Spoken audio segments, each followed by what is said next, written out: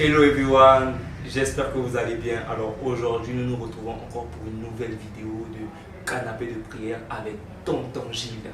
Alors restez concentrés parce que ça va bien se passer. Nous vous laissons en compagnie de Tonton Gilles. Que Dieu vous bénisse. À tout à l'heure. Shalom à tous, shalom peuple de Dieu. Bienvenue au canapé de prière.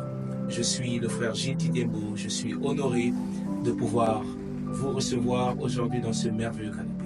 Alors c'est un privilège pour moi de pouvoir me tenir devant vous afin de vous partager ce petit texte que le Seigneur nous a inspiré. Alors le canapé de prière, c'est simplement un canapé qui vous permet de parler de la part de Dieu, un canapé qui reçoit des fils de Dieu, des filles de Dieu, afin de partager ensemble avec vous de partout où vous êtes notre foi commune en Jésus-Christ.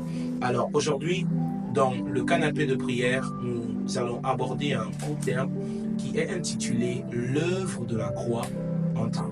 2 points, ma liberté. L'œuvre de la croix, ma liberté. Alors pourquoi parlons-nous de l'œuvre de la croix aujourd'hui? Nous voulons parler de l'œuvre de la croix parce que l'œuvre de la croix qualifie véritablement le don de Dieu. L'œuvre de la croix qualifie totalement le sacrifice que Christ est venu faire sur la terre pour moi et pour vous qui me regardez aujourd'hui. Et c'est important pour nous de comprendre que l'œuvre de la croix est un acte de réconciliation entre Dieu et l'homme suite au péché commis par le premier homme qui était Adam. Comme vous le savez, depuis l'école du dimanche, les enfants comme les grands, nous recevons toute cette histoire où on nous a parlé d'Adam qui avait péché. Et le péché que Adam a commis a déconnecté l'homme de Dieu, ce qui a conduit à ce que l'homme, quand il vient sur la terre, il demeure sur le péché. Mais la bonne nouvelle, c'est que l'œuvre de la croix est venue pour pouvoir nous réconcilier avec Dieu. La bonne nouvelle, c'est que même un brigand à travers l'œuvre de la croix, a la capacité de pouvoir revenir vers Dieu. Et ma prière pour vous en regardant ce message, c'est que vous puissiez avoir une rencontre authentique avec celui qui est mort à la croix. Comme il est écrit dans le livre de Romains chapitre 8, le verset 23. Aussi longtemps qu'un homme demeure loin de Dieu, il ne peut pas jouir du sacrifice de Christ. C'est important pour nous de le dire aujourd'hui. Aucun enfant né d'une famille qui ne participe pas aux tâches régulières de la famille ne saura plaire totalement à son père. Généralement, pour nous qui sommes en Afrique, nous savons qu'un enfant qui est beaucoup aimé par sa mère ou encore beaucoup aimé par son père est un enfant qui est très obéissant. Est un enfant qui, à chaque fois que maman dira, vas-y, va me chercher ceci, va à la boutique, fais telle chose, l'enfant obéissant sera en train de le faire et en retour, il va recevoir l'amour du père, l'amour de la mère, le respect de ses parents. Amen. Alors, je disais d'emblée que, aussi longtemps qu'un homme est loin de Dieu, il ne peut jouir du sacrifice payé par Christ. Souvenez-vous qu'il est écrit, ce sont nos crimes qui mettent une séparation entre Dieu et nous. Ce ne sont pas nos diplômes qui nous rapprochent de Dieu. Ce ne sont pas, comment dirais-je, les diplômes, les finances ou autre chose que nous recevons sur la terre. Mais ce qui nous rapproche de Dieu, c'est la réconciliation. L'apôtre Paul pouvait dire, Christ est venu nous réconcilier avec Dieu. Donc le sacrifice de la croix, premièrement, c'est de nous réconcilier avec Dieu. Le sacrifice de la croix, ce n'est pas pour nous donner aujourd'hui le mariage d'abord, ce n'est pas pour vous donner des enfants d'abord. Toutes ces choses sont le package du sacrifice. Mais le don parfait de Dieu, c'est la vie éternelle.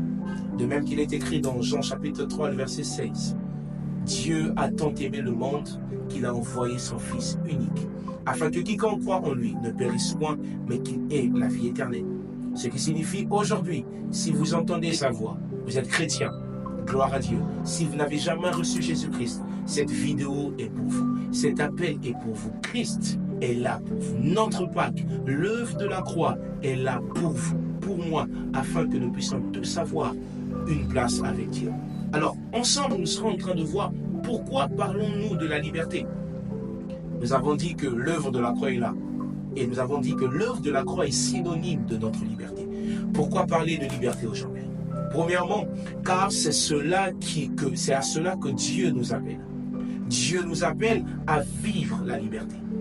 Jean 10 déclare, le voleur ne vient que pour dérober, égorger et détruire. Mais moi, je suis venu afin de donner la vie. Ce qui signifie que Christ, il y a beaucoup d'années, est mort pour pouvoir vous réconcilier avec Dieu. Mais aujourd'hui, votre liberté est le don de Dieu. Votre liberté est ce que Dieu veut de vous. Votre liberté est ce que Dieu veut de moi. La liberté est véritablement la bénédiction de la croix. Vous êtes aujourd'hui malade, la maladie perdure. J'aimerais vous dire, l'œuvre de la croix vous a rendu libre de la maladie. Vous êtes aujourd'hui dans l'addiction de la pornographie, de la masturbation, de l'alcool, peu importe. J'aimerais vous dire, Dieu vous appelle à la liberté. Dieu vous appelle à la liberté.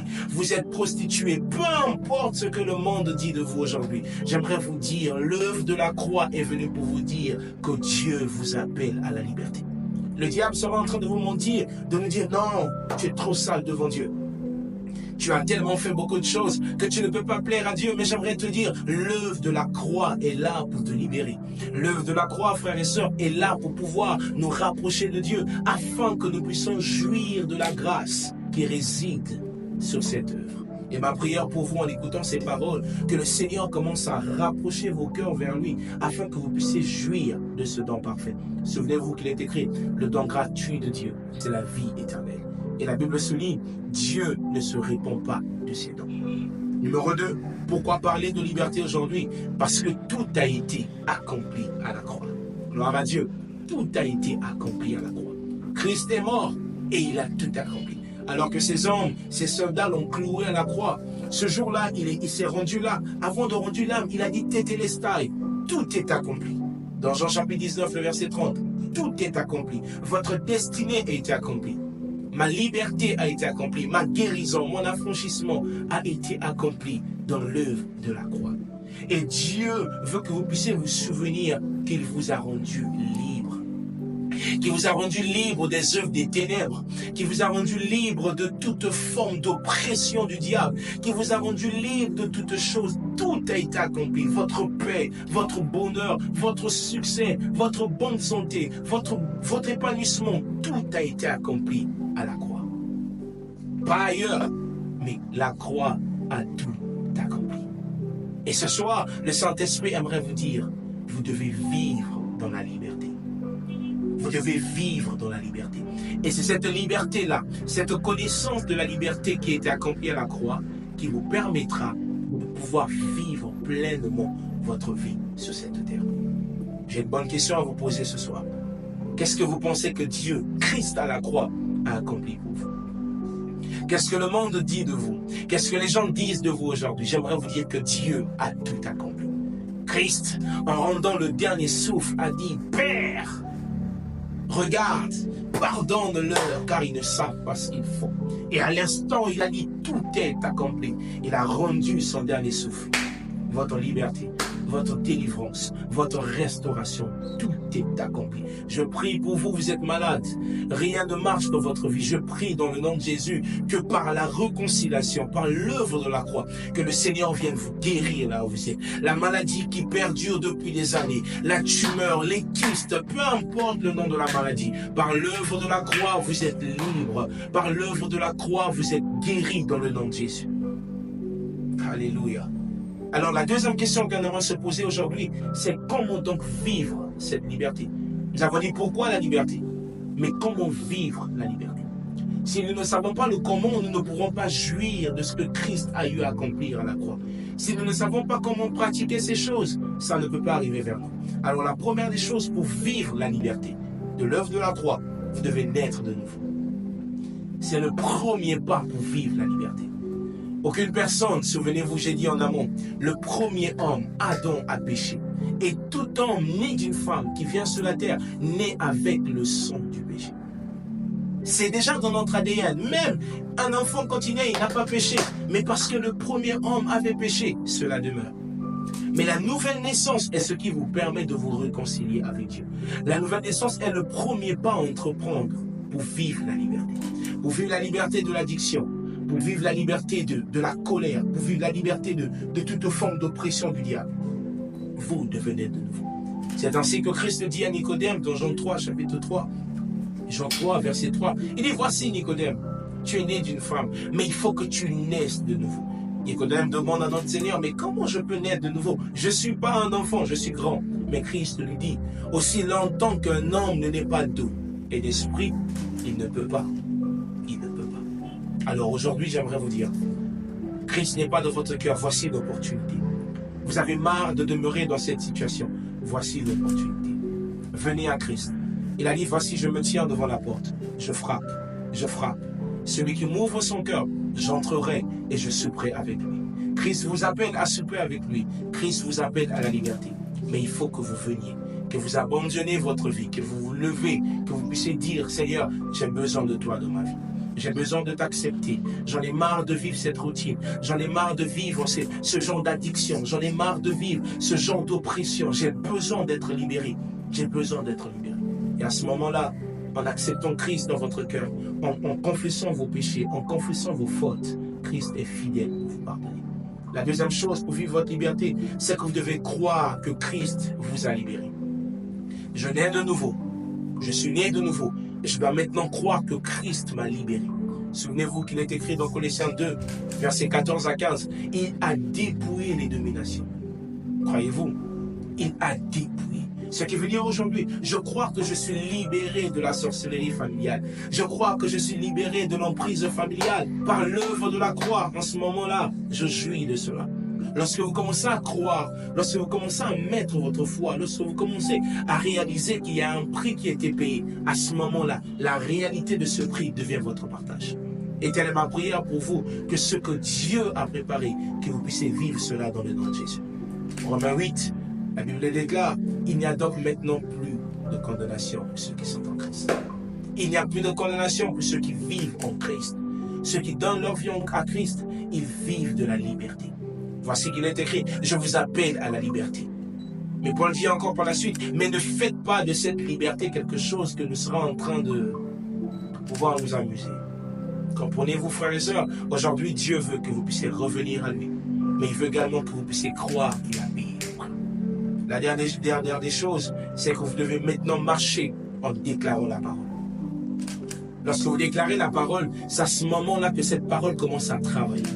Lorsque vous déclarez la parole, c'est à ce moment-là que la vie qui est dans la parole de Dieu commence à prendre place et vous vivez votre liberté. Je suis malade, mais je crois que Christ est mort pour que je sois libéré. Je suis oppressé par les attaques de famille, par des esprits impurs, les esprits de zoo, des esprits de contrôle, mais je dois déclarer la parole de Dieu. Souviens-toi, il est écrit, si tu dis à cette montagne, ôte-toi de là, jette-toi dans la mer, tu verras cette montagne partir. Alors le problème est là devant vous, frères et sœurs. Levez-vous dans la prière. Commencez à déclarer des paroles de foi. Commencez à déclarer les Écritures. Commencez à déclarer des vérités qui sont dans la parole de Dieu. À ce moment-là, vous commencerez à vivre votre liberté. Et ma prière pour vous, c'est qu'en écoutant cette parole, que le nom de la maladie qui était là, tel qu'il est écrit, au nom de Jésus, tout genou fléchira. Et ma prière pour vous ce soir ou ce matin, peu importe le temps, que vous puissiez vivre véritablement votre liberté. Alors là où vous êtes, je veux juste vous inviter à pouvoir prier. Si vous n'avez pas reçu Jésus, je vais prier pour vous. Vous allez juste prier avec moi et fermer vos yeux et simplement commencer à dire, Seigneur, rentre dans mon cœur. J'ai marché loin de toi, mais j'aimerais que tu rentres dans mon cœur. J'ai marché loin de toi, mais j'aimerais que tu viennes dans mon cœur. J'ai péché, mais ce soir, je crois que Christ, tu es mort. Il est écrit, celui qui confesse son péché, Christ est fidèle pour le pardonner. Alors, tu peux répéter cette prière avec moi. Dire simplement, Seigneur, ce soir ou ce matin, j'ai écouté ta parole. Et je sais que tu es mort pour moi. Je te prie de pardonner mon péché et je te prie de me laver par ton sang. Ce soir, je vais devenir enfant de Dieu. Pardonne mon iniquité et ramène mon cœur à toi. Je confesse de ma bouche que tu es mon Seigneur. Et à partir de maintenant, je dis bye au monde et je t'accepte comme mon sauveur et mon Seigneur personnel. Lave-moi par ton sang et fais de moi un enfant de Dieu. Au nom de Jésus. Parce que vous avez fait cette prière, vous êtes devenu enfant de Dieu.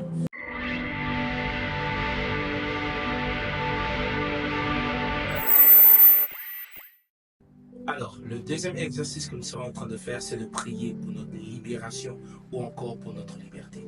Et j'aimerais que vous priez totalement de tout votre cœur. Vous connaissez ce qui vous dérange, la maladie, les situations difficiles. J'aimerais que tous ensemble, nous puissions nous souvenir de l'œuvre de la croix. Que tu commences à prier avec moi pour ta mère, pour quelqu'un qui est malade. La maladie est en train de résider dans ton corps. Ce problème est en train de perdurer. J'aimerais que tu pries avec moi, que tu dises à ce problème, à cette montagne, à cause de l'œuvre de la croix, à cause du prix payé par Christ, je me libère. Est-ce que tu peux commencer à prier? Père, ce soir, nous voulons prier dans le nom de Jésus. Nous venons déclarer la vérité de la parole. Nous venons déclarer dans le nom de Jésus. Nous proclamons par l'œuvre de la croix. Quiconque est atteint ce soir, nous venons déclarer au nom de Jésus que toute maladie qui perdure, que toute maladie qui réside dans le corps de quelqu'un, ce soir, vous recevez votre guérison dans le nom de Jésus. Les douleurs au niveau du cœur, les douleurs au niveau du dos, peu importe la douleur, nous proclamons par l'autorité du nom de Jésus, soyez guéris,